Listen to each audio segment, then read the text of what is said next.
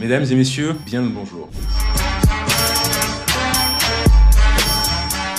Première question, existe-t-il une différence entre audit et contrôle? Audit, c'est de vérifier les comptes. On est la police des comptables. Donc les comptables font les comptes, ils aboutissent à la fin à ce qu'on appelle les états financiers, composés du compte de résultat, du bilan et des annexes. Et le rôle d'un auditeur, ça va être de certifier que ces états financiers-là sont bien réguliers, sincères et présentent image fidèle. Autrement dit, que ces comptes sont bien réglo. Le contrôle, je pense que voilà, la question qui est posée, c'est par rapport au contrôle de gestion. En fait, là, c'est pas du tout une approche de vérification, c'est plus une approche d'aide à la prise de décision. Donc en tant qu'auditeur, on est indépendant, on est extérieur en fait aux entités de contrôle qu'on vérifie, qu'on audite, alors que dans le contrôle de gestion, vous allez travailler au sein même de l'entreprise et votre objectif, c'est d'utiliser les comptes pour faire des analyses et aider les décideurs à prendre des décisions qui soient éclairées.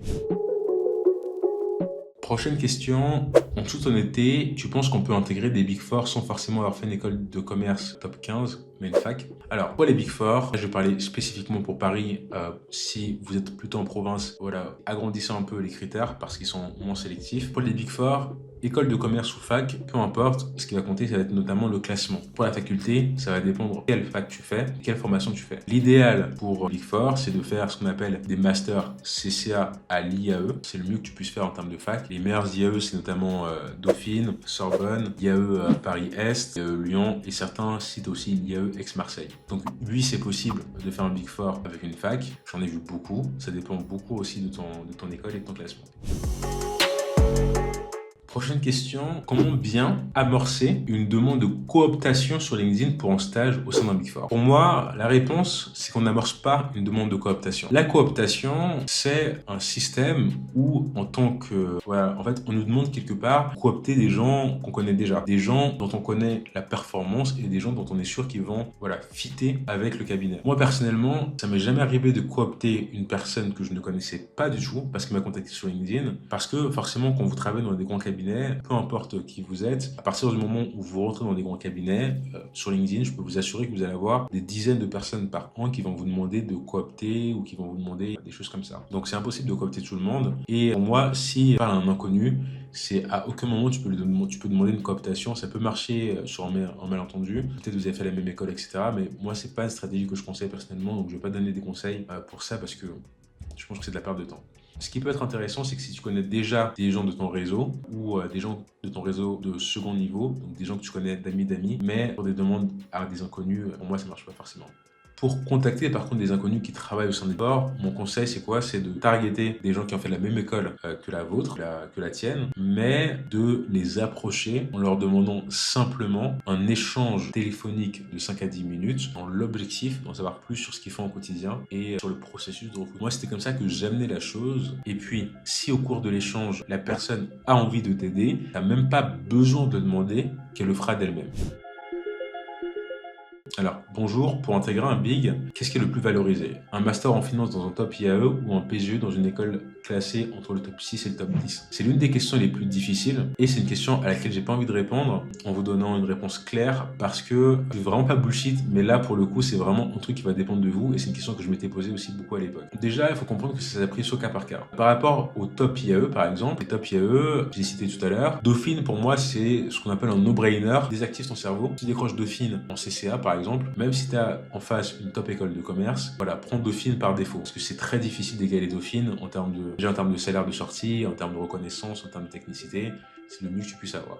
Pour le sujet de Sorbonne, IAE Paris-Est, justement, c'est des IAE que si on mettait dans un classement d'écoles de commerce, ce serait peut-être des écoles entre 10 et 15 places, 10e et 15e, selon moi, ça n'engage que moi. Donc, la question qui va se poser, du coup, c'est de savoir, est-ce que tu vas préférer faire un IAE qui serait peut-être 12, 13e si elle était dans une école de commerce et avoir une formation de meilleure qualité et ne pas avoir à payer, ou est-ce que tu vas préférer t'endetter sur 5 ans, comme plus ou moins je l'ai fait, et partir en école de commerce avec un réseau qui sera plus fort, mais une technicité qui sera plus faible. C'est pour ça que j'ai envie de répondre à cette question-là, parce que ça va s'apprécier en fonction de chaque situation financière, et aussi en termes de votre sensibilité par rapport à l'importance que vous donnez entre être bon techniquement dans ce que vous faites, ou plutôt avoir une assurance quelque part, d'avoir un bon réseau ad vitam aeternam. C'est une question qui est très difficile, et d'ailleurs j'en ai fait une vidéo à part entière sur laquelle je te renvoie.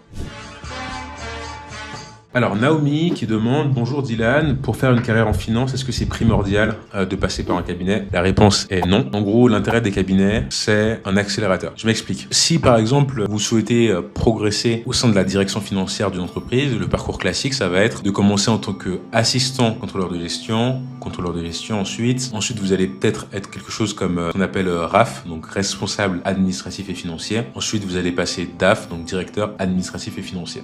Il peut y avoir des grades intermédiaires, mais dans les grandes lignes de la direction financière, c'est ce qui se passe. Ensuite, le propos que je vais vous faire comprendre, c'est que si vous souhaitez commencer en entreprise et évoluer naturellement dans ces métiers-là, ça va peut-être vous prendre, par exemple, 3 ans pour passer de assistant contrôleur de gestion à contrôleur de gestion. Ensuite, 5 ans pour passer de contrôleur de gestion à RAF. Alors que si vous allez en audit, vous allez passer peut-être 5 ans en audit, vous allez après 5 ans devenir manager, et quand vous démissionnez manager, vous êtes parachuté, parfois en fonction de la taille de l'entreprise, vous pouvez être parachuté directement RAF, voire DAF dans des petites boîtes. Donc ça veut dire qu'en 5 ans, vous allez progresser aussi vite qu'une personne qui a passé 8 à 10 ans. Vous allez atteindre des niveaux de responsabilité d'une personne qui a passé 8 à 10 ans en entreprise. Donc en fait, vous allez court-circuiter la voie classique, et c'est pour ça que c'est un accélérateur, et ça fonctionne comme ça dans la plupart des métiers. J'ai envie de vous introduire un peu un concept qui m'a beaucoup ouvert les yeux quand j'étais étudiant. Donc il y a Henri Mintzberg, qui est un universitaire, un peu un penseur du management, qui est un théoricien du management, un universitaire qui est très connu, qui a théorisé, on va dire, les structures organisationnelles des entreprises. En fait, sa philosophie, c'est de se dire qu'au sein d'une entreprise, vous avez différents types de métiers. Vous avez le sommet stratégique, donc les directeurs, la ligne hiérarchique, les managers, la technostructure et les fonctions support. Tout ce qui est fonction support, c'est des activités, des métiers qui sont là, qui ne contribuent pas directement au chiffre d'affaires. Par exemple, si vous êtes comptable au sein d'une entreprise, vous êtes une fonction support parce que vous ne contribuez pas au chiffre d'affaires. Si vous êtes avocat au sein d'une entreprise, vous êtes aussi une fonction support. Par contre, si vous êtes avocat dans un cabinet d'avocats, vous n'êtes plus une fonction support. Vous êtes dans le centre opérationnel parce que votre activité contribue directement au chiffre d'affaires de l'entreprise. En fait, je me suis rendu compte en réfléchissant que les carrières les plus ambitieuses, souvent les plus prestigieuses, sont des carrières qui commencent en étant dans le centre opérationnel. Un avocat en début de carrière qui a des grosses ambitions, il va systématiquement s'orienter vers un cabinet d'avocats. Un ingénieur va d'abord s'orienter vers un cabinet d'ingénierie. Un gars qui fait de la finance de marché va d'abord s'orienter vers des grandes banques, des fonds d'investissement, avant, pourquoi pas, d'intégrer la direction financière d'une entreprise. Donc, l'audit, c'est pareil. C'est un accélérateur parce que tu commences dans le centre opérationnel et ensuite tu évolues vers des métiers plus classiques. Donc, moi, mon conseil, en fonction de votre ambition, si votre objectif dans la tête, c'était d'aller le plus vite possible, essayez de commencer votre carrière dans un centre opérationnel. Parce qu'en plus, quand vous êtes dans le centre opérationnel de votre entreprise, votre métier est beaucoup plus valorisé. Je peux vous dire que les gens qui travaillent dans le marketing au sein d'un Big Four, par exemple, sont pas perçus du tout de la même façon que les gens qui travaillent dans le marketing au sein d'une boîte de communication comme Havas. Donc en termes de valorisation de métier, c'est aussi plus intéressant, en tout cas au début. Alors, Max qui dit: l'audit qui fait rêver, la jeunesse va vraiment mal alors. Alors là, ça va être un peu, pour la première fois, je pense, un tir que je vais faire à tous ceux qui aiment bien monter sur leurs grands chevaux et prendre de haut les gens qui s'orientent vers l'audit. Souvent, ce que j'entends, que j'ignore expressément et volontairement, c'est voilà, l'audit c'est un petit métier dans la finance, vaut mieux aller en M&A, vaut mieux aller en TS, vaut mieux aller en conseil en stratégie, vaut mieux aller en banque d'affaires. Les gens qui disent ça, factuellement, ils ont raison. Il y a une hiérarchie dans les métiers de la finance, comptabilité, audit, TS, M&A, private equity, finance de marché, etc. Ce que ces gens-là doivent comprendre, c'est que tous les métiers ne sont pas accessibles à tous les profils. Une personne qui galère déjà à rentrer dans un Big Four, c'est un peu le crash à la gueule de lui dire pourquoi tu vas pas en conseil en stratégie. Moi, j'ai pas honte de le dire. À l'époque, l'audit c'était vraiment glorifié. Je me rappelle quand j'étais étudiant, et avec un parcours comme le mien, qui vient vraiment d'une terminale STMG, BTS Compta, etc.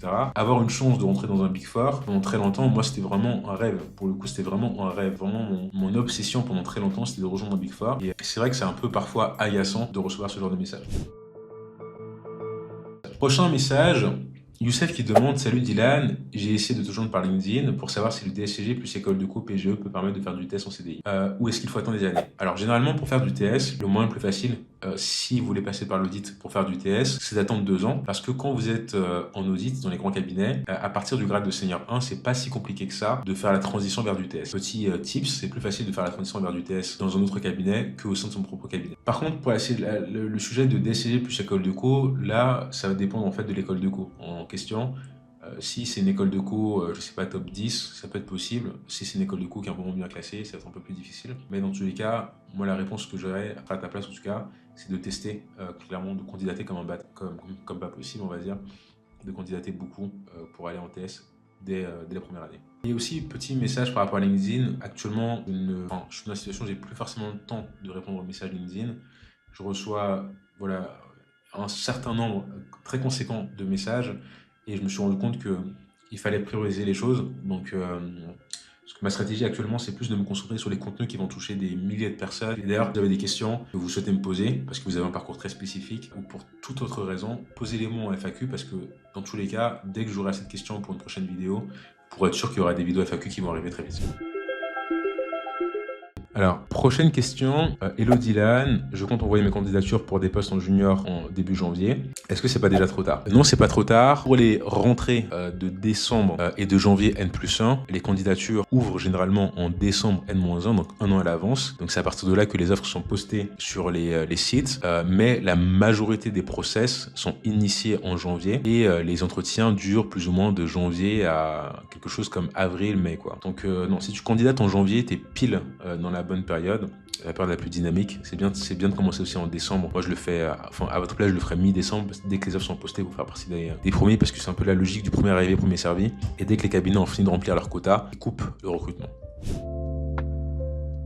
Prochaine question. Salut Dylan, je suis les vidéos sur YouTube. Quelle est selon toi la plus grande contrainte d'un auditeur financier? Ma réponse, c'est le temps. Le temps parce que le problème en audit, c'est qu'on est, on va dire, restreint par le temps qu'on a pour faire l'audit, puisque les boîtes réalisent leur assemblée générale, c'est les réunions avec tous les actionnaires. Les actionnaires, ce sont ceux qui détiennent l'entreprise. Ils réalisent leur AG au plus tard 6 mois après la clôture. Donc on passe au plus tard en juin, ils sont censés avoir fait l'AG.